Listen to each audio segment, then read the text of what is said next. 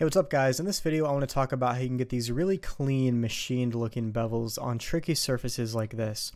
So if you take a look at this one, you're going to notice that we have this cylinder kind of fused and it passes through this area of curvature, and then onto another area of curvature, all while retaining the same form of the bevel. And these are really tricky to achieve, and this is why I wanted to make this video, so I could show you the process from getting a cylinder to a really nice fusion and a nice, beveled machine type of look on this curved surface. So I want to start with the cylinder here without any sort of bevel on it, and you're going to see this looks awful compared to this. We want to get that really nice machined look. So the first thing we need to do is run a union Boolean onto the surface here. So you can just enable the Bool tool add-on. It comes with Blender, or if you have hard ops. If you shift click on this guy, we can press Control plus on the numpad, and that'll actually run a union Boolean for you. So you're going to see right off the bat, it actually gives you that nice bevel and machine type of look to it, but we have obvious issues. We have artifacts, we have shading problems, and also I want the bevel to be a lot bigger than where it currently is. So what I'm going to do here is apply the Boolean, because right now we don't have access to that geometry, so I need to apply the Boolean in order to access the geometry there. So I don't want to preview the bevel in edit mode because I can't see the vertices, so I'm going to turn this off by clicking that button, and we're going to be able to see the vertices here. So the first thing we need to do is clean up all of these nasty near miss vertices, because these are going to give us a bit of a problem if we leave them there. So I'm going to show you a few different ways you can do it. The most obvious way would be to control click all the way around here and just select all these guys, and then use the Mesh Machine Boolean cleanup option like that. That's the most obvious and easy way to do it. Now if you don't have Mesh Machine, you're going to have to do it the slow, good old-fashioned way of coming in here and merging these vertices manually, which you can do. It's just going to take quite a bit of time. So anyways, whatever route you choose to take, I don't care, but we all need to get to the same result, which is a result that looks like this, where we have you got to be careful not to collapse this area here, but we want to get to the position where we have all these near miss vertices merged, and we are going to have some triangles that somewhat disturb the curvature. This isn't going to be as big of a deal as you might think, and you'll see why here shortly. So if we go ahead and preview this in object mode, you're going to see more issues kind of went rampant here, but that's okay, because what we actually need to do is we need to run a bigger bevel here anyways, and by doing that, that's just going to cause all sorts of problems. You're going to see these vertices are just overlapping with each other and just causing a mess. So what we need here is room for the bevel to be ran without running over other vertices. So you can imagine if there was space in both directions to run a bevel, it wouldn't overlap with any vertices, and that's exactly what we need. Now, the only solution I know of to bypass this type of situation is with the Mesh Machine offset cut feature. So what I'm going to do, by the way, you would just go into Mesh Machine. It is a paid add-on, but I mean, there's no other solution that I know of that's going to work as well as this. So that's the nature of the game here. You got to use the tools to get the job done. You're going to go to experimental and turn that to true. And what you can actually do is use this offset cut feature. And we're going to change the width to something lower, like 0.2. And that's still too high. Let me try 0.1. And that still did not, okay, maybe 0.01. I think that's the issue, 0.01 or 0.02. There we go. Now you're going to see what actually happens when I use this is it pushes out over these vertices and eats the vertices as it passes through them. And that's what we want, because this is giving us a natural buffer to run this bevel in this area, which is exactly what we need. So I think right about here is probably fine for in terms of size. Maybe even 0.015 would be okay. And I'm going to turn off this resample button because that doesn't look very good. All right, cool. So now we actually have room to run our bevel now. And before we do that, what I think I'm going to do is clean up some of these areas here that were messed with by the offset cut. So I'm going to merge this vertex right here. I'm going to merge this one right there. And then I'm going to do the same thing on this side, merge those both here, like that. And what I could probably do is turn these areas into quads here. So I'm going to join this to this, and join this to this, and dissolve out these edges. Now technically these won't be quads because the bevel is going to round around this area and cause an n-gon, but it won't be a big deal. And you're going to also see we kind of have this mess right here, which we could most likely get rid of kind of like this. And then dissolve these areas out. And then do something like that. Okay, I don't think it's symmetrical, so we're going to have to do the same thing to the bottom here. So just like I did in the other one, we're going to merge this here, merge these, and then just join these together. And basically dissolve out the rest. I thought this was symmetrical, but apparently it was not.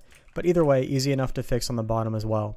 Alright, so back up here, you're going to see just a few more problems that actually occurred. I need to merge these vertices together as well, so that way the bevel is actually able to work as intended. We're going to do that. And now you're going to see we actually have a much more clean result compared to what we had before. And we're getting there. This is exactly what we want. We want the artifacts to go away. And if we go back to object mode, you're going to see we still have a mess here, and that's because we have some vertices here that need merged as well. So we're going to merge these to these, and these to these. And that's going to actually fix the bevel up for us. You're going to see we have a really clean, machined looking bevel now. You're going to also notice we have some nasty shading issues right here, and that's because we have some duplicate verts that need taken care of. So at this point, I'm just going to control click down to the bottom, and I'm going to run the Boolean cleanup tool and mesh machine to get rid of that. And we're going to go down here and use Boolean cleanup in these areas to take care of those issues. Now we're going to have some really clean shading around that portion. Alright, so this looks amazing so far. You're going to see the only areas of tension now are right around here where we kind of disturbed the curvature a little bit earlier. So you're going to notice that if I go into a matte cap, the shading is absolutely awful right here. Now, does it matter from a distance? Probably not, but if you want to be clean with it, which I do like to be, I'm going to show you how we can kind of solve that.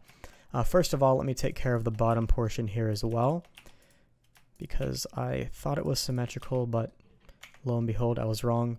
And there we go. So we have a pretty clean result so far.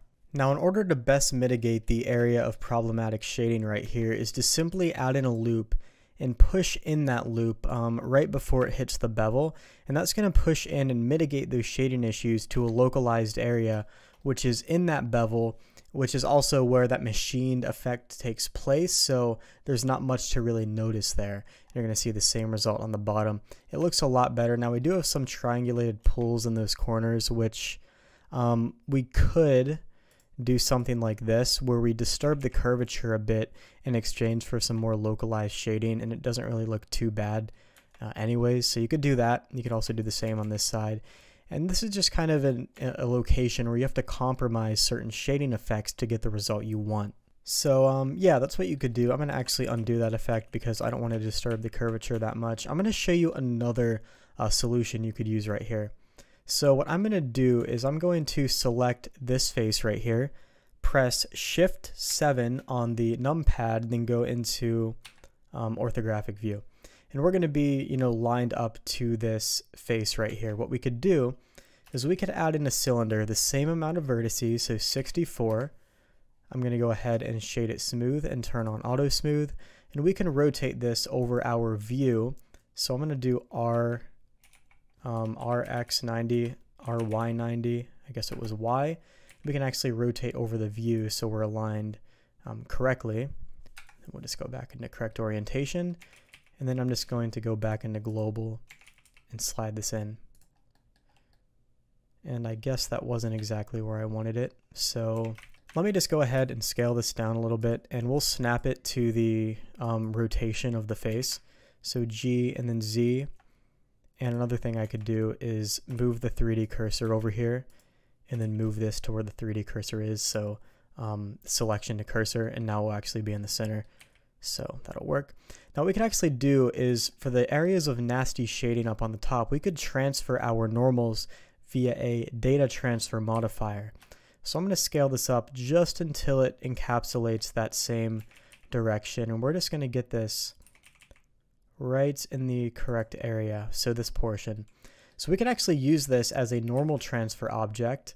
So what we need to do is first of all, let's take this cylinder and rename it to NT for normal transfer. And then if we go here, what we need to do is select the areas that actually have problematic shading, which happens to be in this area here because of the n-gons.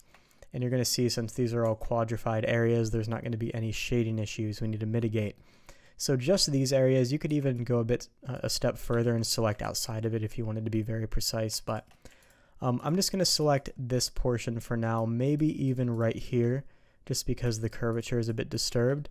And what we're going to do is assign a vertex group here, and I'm going to call this vertex group NT for normal transfer and assign it. And now if we deselect and select, you're going to see we have this area selected. So what we're going to do is we're going to go to our modifiers panel and add a data transfer modifier. Now the source here is going to be our NT normal transfer cylinder, and the vertex group is going to be NT. We're going to turn on face corner data, and we're going to go to custom normal, and we're going to choose projected face interpolated. And it kind of worked, but not fully. And this modifier is actually kind of tricky to, get precise. So what we might need to do is actually select this cylinder and move it out a little bit. And what we might need to even do is pull it right to the outside. Let's make sure the scale is applied. And then copy the chamfer as well. You have to be very precise with how well this follows the original curvature. Otherwise, you're going to get less than desirable results. And it's going to kind of destroy the whole point of the normal transfer. And you're going to see that actually gave us a very desirable result. We might need to pull it back just a bit more to see if we can't get it any better. And you're going to see that actually did a very, very good job in terms of this area. The shading here is actually now perfect. You can't see any issues. But this portion here is a bit problematic. So what I might do is just take this cylinder and localize the portion to just this area, I guess, and see if this helps, which I think it just made it worse. So maybe what we'll do is just keep playing with it and seeing what type of results we can get. I'm just going to end up moving it back, and maybe we could scale it around here. And this is just going to be a bit tricky because it's not going to work exactly as you want, mainly because this portion of the bevel isn't contributing to the curvature of this cylinder. So when I say you have to be very, very precise with this, I mean almost down to the vertex. We're going to scale this down a bit. And you're going to see that actually right about there is when it stops disturbing this area of issues, and you're going to actually get perfect shading in this portion, whereas if we didn't have the data transfer at all, we're going to actually have some really nasty shading breaks in that area. And that's going to give us a very clean result in that specific location.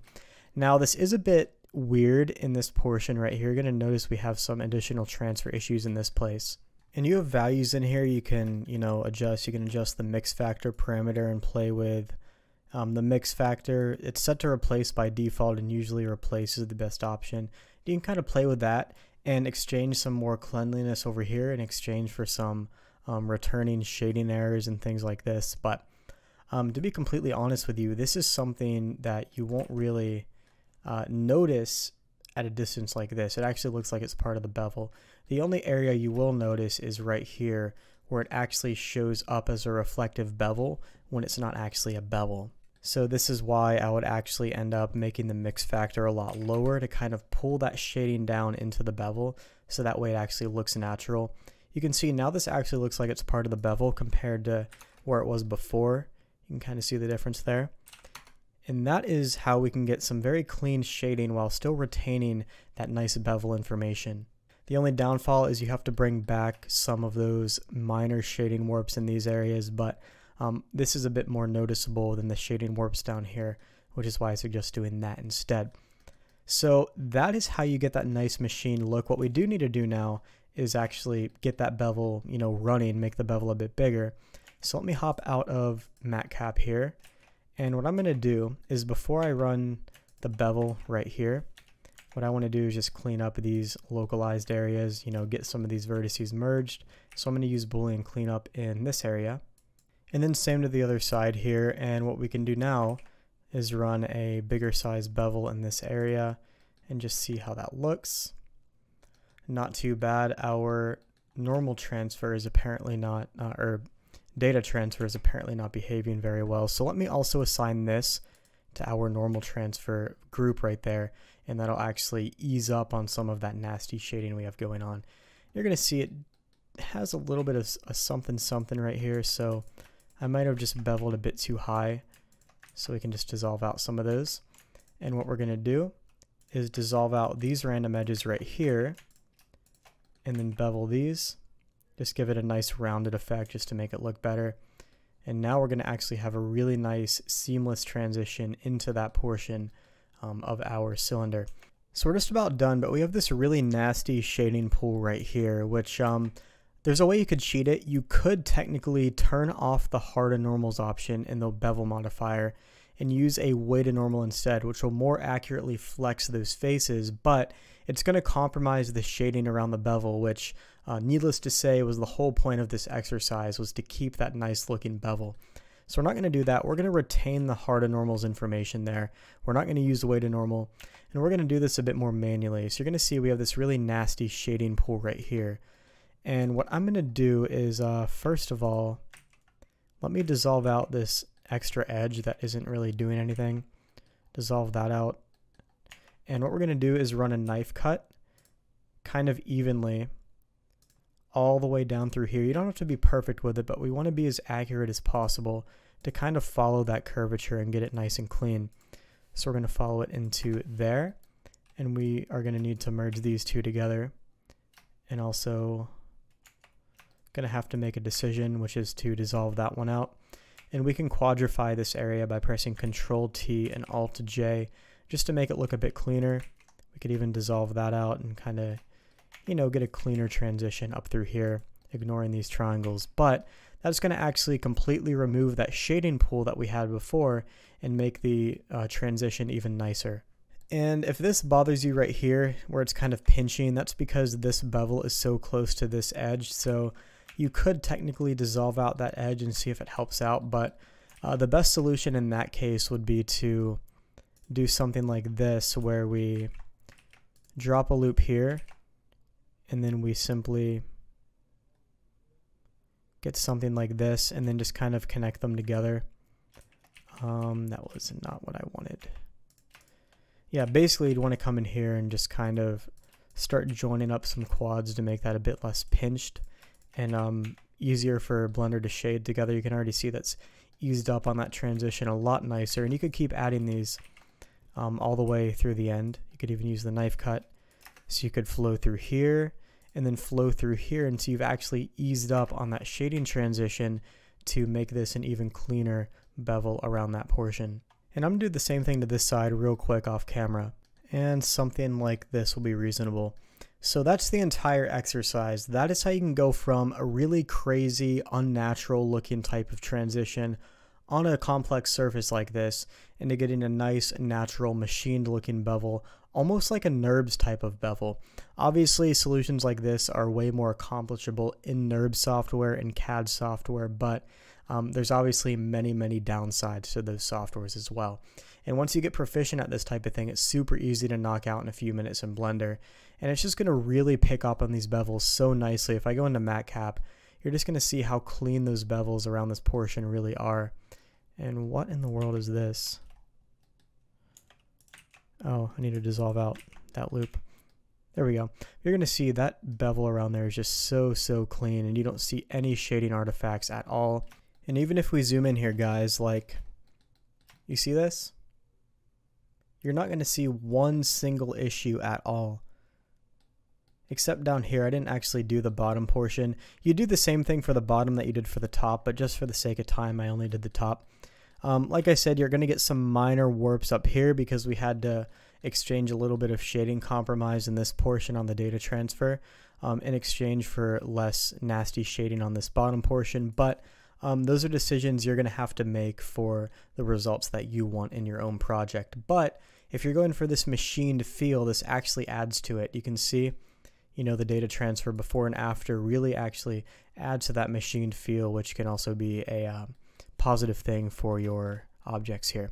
So that's how you do this. I understand it might have been a little bit tricky. I'd recommend watching this twice if you didn't fully understand what was happening, but these things are super important, especially if you want to get bevels on these more crazy surfaces. But Yeah, that's how I would accomplish this, and same thing for the back here.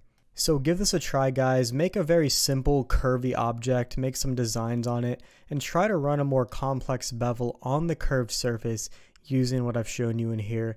And you're going to get some really, really clean looking results that are going to show up very nicely in your renders. So I hope this video helped out. If it did, I would really appreciate a like, and if you have any questions about it, I understand this is a bit confusing in some areas, feel free to drop me a comment below and I'll try to answer the question as best I can. Oh, and by the way, if you want to learn how to make this thing, this is actually going to be a Patreon tutorial coming in October. We already have one releasing next month, so it'll be the month after, and we'll show the whole modeling process for this. But in the meantime, you can hop onto our Patreon now and watch our sci-fi truck tutorial.